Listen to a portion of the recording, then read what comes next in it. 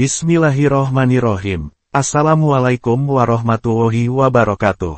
Sahabat, apa kabarnya hari ini? Semoga Allah selalu memberkahi langkah-langkah kita. Hari ini, kita akan membahas topik, orang-orang yang bebas dari kewajiban qada sholat. Salah satu syarat seseorang dikenai kewajiban melaksanakan sholat fardu adalah mukallaf, yaitu balik dan berakal. Tapi ada beberapa kondisi yang diperbolehkan untuk tidak mengqada sholat. Golongan yang tidak wajib mengganti qada sholat, biasanya terkait dengan kondisi-kondisi tertentu yang diatur dalam hukum Islam. Berikut adalah golongan yang umumnya dianggap tidak wajib mengqada sholat. 1. Orang yang baru masuk Islam, mu'alaf. Firman Allah dalam Quran, katakanlah kepada orang-orang yang kafir itu, jika mereka berhenti dari kekufuran, niscaya Allah akan mengampuni dosa-dosa mereka yang telah lalu. Surah Al-Anfal ayat 38. Rasulullah bersabda kepada Mu'az, ajaklah mereka untuk bersyahadat bahwa tidak ada Tuhan selain Allah, dan Muhammad adalah utusan Allah. Jika menuruti ajakanmu, beritahukanlah kepada mereka, bahwa Allah telah mewajibkan sholat 5 kali sehari semalam. Hadis riwayat Bukhari. Hadis dari Amr bin Al-As radhiyallahu anhu.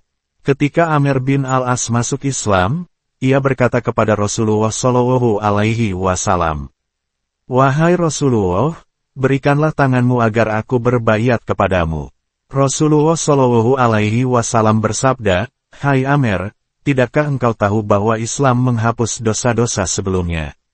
Hadis riwayat Muslim. Pendapat para ulama, Imam Abu Hanifah menyatakan bahwa mu'alaf tidak diwajibkan mengqada sholat, puasa, atau ibadah lain yang terlewat sebelum masuk Islam. Hal ini karena kewajiban ibadah berlaku setelah seseorang menjadi muslim. Imam Malik berpendapat bahwa seorang mu'alaf tidak perlu mengganti ibadah yang terlewat qada sebelum memeluk Islam. Menurut beliau, Islam menghapus segala dosa dan kewajiban sebelumnya. Imam Asy-Syafi'i menegaskan bahwa tidak ada kewajiban qada bagi mu'alaf atas ibadah-ibadah yang terlewat ketika masih kafir. Ini karena mereka belum terikat dengan syariat Islam pada waktu itu. Imam Ahmad bin Hanbal sepakat dengan pendapat mayoritas ulama, bahwa seorang mu'alaf tidak dibebani tanggung jawab untuk mengqada ibadah masa lalu. Pendapat tabi'in, Mujahid bin Jabar, menyatakan bahwa Islam membebaskan mu'alaf dari segala tanggung jawab ibadah sebelum masuk Islam. Segala sesuatu yang terjadi sebelum Islam dianggap bagian dari masa lalu yang diampuni.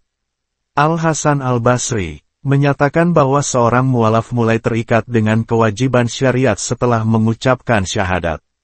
Masa lalunya dihapuskan, termasuk kewajiban ibadah yang tidak dijalankan. Said bin Al-Musayyib menegaskan bahwa dosa-dosa dan kewajiban sebelum masuk Islam tidak dibebankan kepada mu'alaf. Ia memulai lembaran baru sebagai seorang muslim. 2. Perempuan dalam keadaan haid atau nifas.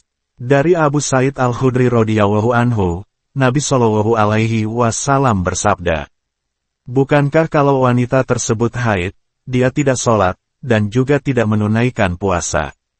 Para wanita menjawab, "Betul." Lalu beliau Shallallahu alaihi wasallam bersabda, "Itulah kekurangan agama wanita." Hadis riwayat Bukhari. Dari Aisyah radhiyallahu anha, kami dahulu mengalami haid pada masa Rasulullah Shallallahu alaihi wasallam. Maka, kami diperintahkan untuk mengqada puasa, tetapi tidak diperintahkan mengqada sholat. Hadis riwayat Bukhari dan Muslim.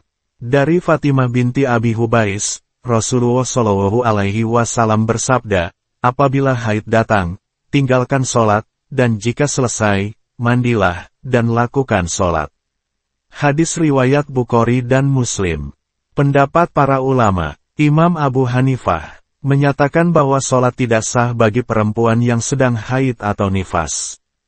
Kewajiban sholat gugur selama masa ini, dan tidak ada kewajiban untuk mengqadanya, mengganti ibadah yang terlewat setelah suci.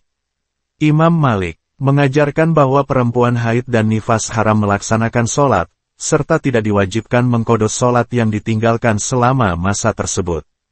Hal ini didasarkan pada konsensus para sahabat. Imam Asy-Syafi'i berpendapat bahwa perempuan dalam keadaan haid atau nifas tidak diwajibkan sholat, dan tidak perlu mengganti sholat setelah masa tersebut selesai. Ini sesuai dengan hadis dari Aisyah radhiyallahu anha. Imam Ahmad bin Hanbal, sejalan dengan pendapat mayoritas ulama, beliau menyatakan bahwa sholat tidak diwajibkan saat haid atau nifas, dan tidak ada kewajiban qada. Pendapat tabi'in, Al-Hasan Al-Basri, menegaskan bahwa perempuan haid tidak diwajibkan sholat, dan jika mereka tetap melaksanakan sholat, maka sholat tersebut tidak sah. Atta bin Abi Rabah mengatakan bahwa tidak ada perintah untuk mengqada sholat bagi perempuan yang sedang haid. Ia menyamakan kondisi ini dengan orang yang tidak mampu secara syariat. Mujahid bin Jabar menyatakan bahwa perempuan haid atau nifas dibebaskan dari sholat, dan ini merupakan rahmat serta kemudahan dari Allah. 3. Orang yang pingsan atau tidak sadar dalam waktu lama. Dalam kasus orang yang pingsan atau tidak sadar dalam waktu lama, terdapat berbagai pendapat dari para ulama dan tabi'in tentang kewajiban mengqada sholat yang terlewat. Rasulullah Shallallahu Alaihi Wasallam bersabda, pena diangkat dari 3 orang yang tidur sampai ia bangun, anak kecil sampai ia dewasa, dan orang gila sampai ia sadar. Hadis riwayat Tirmidzi. Syekh Al-Albani mengatakan bahwa hadis ini sahih. Pendapat para ulama, Imam Malik dan Imam Ahmad, berpendapat bahwa jika seseorang pingsan atau tidak sadar dalam jangka waktu lama, ia tidak wajib mengqada sholat yang terlewat, mirip dengan orang gila atau orang yang tidak sadar. Pendapat tabi'in, Al-Hasan Al-Basri dan Atta bin Abi Rabah menyatakan bahwa orang yang pingsan dalam waktu lama tidak perlu mengqada sholat, karena pingsan dianggap sebagai halangan yang tidak dapat dikendalikan. 4. Orang murtad yang kembali ke Islam. Firman Allah dalam Quran, sungguh, jika engkau mempersekutukan Allah, niscaya akan hapuslah amalmu, dan tentulah engkau termasuk orang yang rugi. Surah Az-Zumar ayat 65. Katakanlah kepada orang-orang kafir itu, jika mereka berhenti dari kekafiran, maka Allah akan mengampuni dosa-dosa mereka yang lalu. Surah Al-Anfal ayat 38. Ijma, kesepakatan, sahabat. Tidak ada riwayat yang menunjukkan bahwa Rasulullah Shallallahu Alaihi Wasallam atau para sahabat memerintahkan orang murtad yang kembali ke Islam untuk mengqada sholat.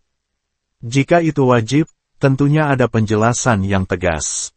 Pendapat ulama, mazhab Hanafi, berpendapat bahwa seseorang yang murtad kemudian kembali memeluk Islam, tidak wajib mengqada sholat yang ditinggalkannya selama masa murtad.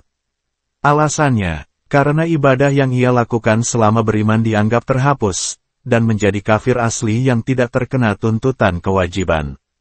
Sholat yang ditinggalkan pada masa murtad tidak lagi dianggap sah, atau memiliki kewajiban saat itu, karena ia keluar dari Islam. Ketika kembali memeluk Islam, ia memulai kembali dengan lembaran baru, dan tidak memikul beban dari perbuatan di masa lalu. Mazhab Hanafi juga berdalil bahwa taubat dari kekafiran menghapus dosa-dosa sebelumnya, sesuai dengan sabda Nabi Muhammad Shallallahu Alaihi Wasallam. Islam menghapus apa yang terjadi sebelumnya, hadis riwayat Muslim. Mazhab Maliki berpendapat bahwa orang yang murtad kemudian kembali kepada Islam tidak wajib mengqada sholat yang ditinggalkannya selama ia murtad. Mereka memandang bahwa masa murtad adalah periode di mana kewajiban syariat tidak berlaku bagi orang tersebut, karena ia tidak berada dalam Islam. Ketika seseorang bertaubat dan kembali ke Islam, semua dosa masa lalu dihapuskan. Kitab Al-Maswa Al-Fiqhiyah Al-Kuwaitiyah sebagai berikut ini. Mazhab Hanafi dan Maliki berpendapat, tidak wajib bagi orang yang murtad kemudian ia masuk Islam, mengqada sholat yang ditinggalkan pada saat ia murtad, karena ia pada saat itu adalah masuk kategori sebagai orang kafir, sedang keyakinannya memutuskan sholat. Syekh Ibnu Baz rahimahullah ditanya, apakah orang murtad harus mengqada sholat dan puasa ketika dia kembali kepada Islam dan bertaubat kepada Allah? Maka beliau menjawab, dia tidak perlu mengqada. Siapa yang bertaubat, maka Allah akan menerima taubatnya. Kalau seseorang meninggalkan sholat, atau melakukan di antara pembatal Islam, kemudian dia diberi hidayah oleh Allah, dan bertaubat, maka dia tidak perlu mengkodonya. Pendapat Tabi'in, Atta bin Abi Rabah, dan Hasan al-Basri berpendapat, tidak wajib mengkodo sholat, karena taubat orang murtad mencakup pengampunan seluruh dosa masa lalu.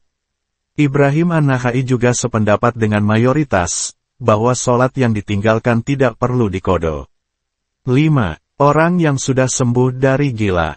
Pena pencatat amal diangkat dari 3 golongan, orang yang tidur hingga ia bangun, anak kecil hingga ia balik, dan orang gila hingga ia sadar. Hadis riwayat Abu Dawud, Tirmidzi, dan Ibnu Majah. Pendapat mayoritas ulama, jumhur ulama. Mayoritas ulama dari keempat mazhab Hanafi, Maliki, Syafi'i, dan Hanbali, berpendapat bahwa orang yang sembuh dari gila tidak wajib mengkodo sholat. Alasannya adalah bahwa kewajiban sholat hanya berlaku bagi orang yang berakal, dan selama seseorang kehilangan akal gila, dia tidak termasuk mukalaf, orang yang dibebani hukum syariat. Imam Nawawi, Mazhab Syafi'i.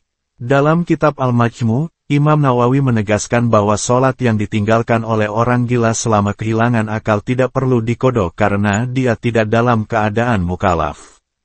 Mazhab Hanbali. Dalam kitab Al-Mughni, Ibnu Qudamah menegaskan bahwa orang gila tidak diwajibkan kodo, karena syarat mukalaf adalah memiliki akal. Orang yang tidak memiliki akal, seperti anak kecil atau orang gila, tidak dibebani hukum. Pendapat para tabi'in. Tabi'in, sebagai generasi penerus sahabat, juga menyatakan bahwa orang yang kehilangan akal, termasuk orang gila, tidak memiliki tanggungan hukum atas amalan yang ditinggalkan selama kondisi tersebut. Hal ini sesuai dengan prinsip syariat bahwa beban hukum hanya berlaku bagi yang mampu memenuhinya.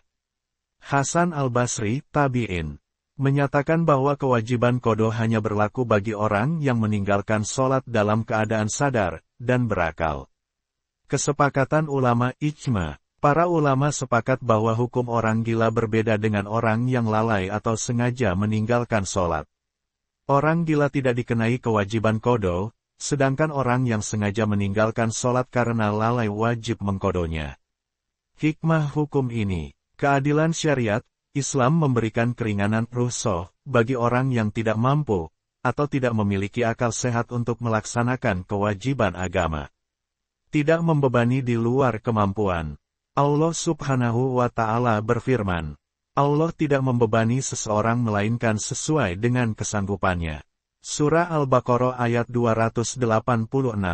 Wallahu a'lam. Wassalamualaikum warahmatullahi wabarakatuh.